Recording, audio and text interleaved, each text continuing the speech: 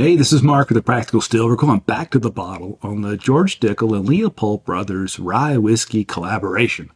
If you remember from the Open the Bottle video, this is a collaboration between Leopold brothers and Todd Leopold's three-chamber distilled rye whiskey. This is where he went back in history and figured out that there used to be this other style of still, this three-chamber still, and he went and found some older rye grains that have less starch in them and more flavors. And he made an expression of this that's a $200 to $300 bottle if you can find it.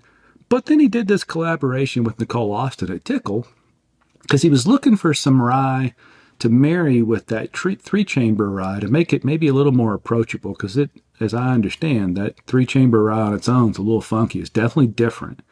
And it turned out she had been distilling some rye there in Tullahoma, because up till then, the George Dickel rye whiskey is MGP-produced rye.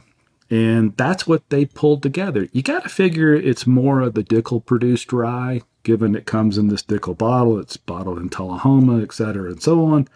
But I'm going to tell you, I liked it right out of the gates.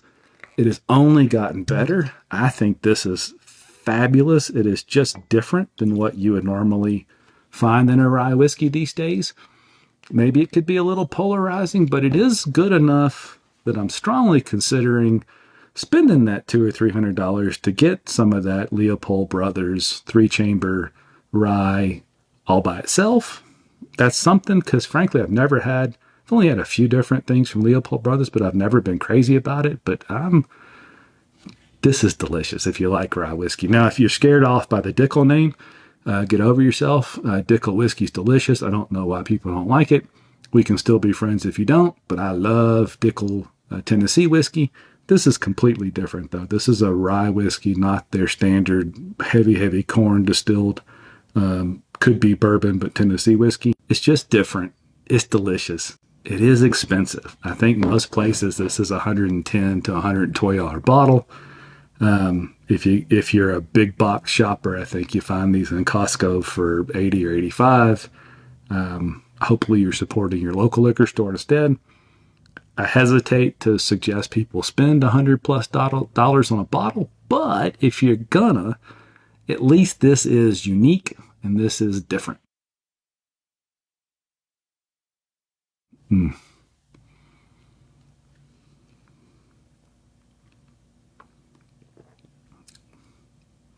That's just so good.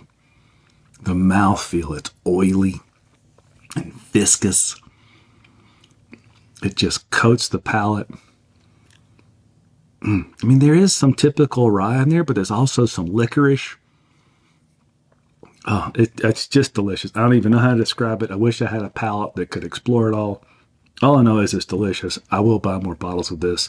I think if you're willing to spend $100+ on a bottle these days, definitely do something like this. Not one more MGP release or one more sourced whiskey. Do something different. It's worth the investment. I think it's tasty.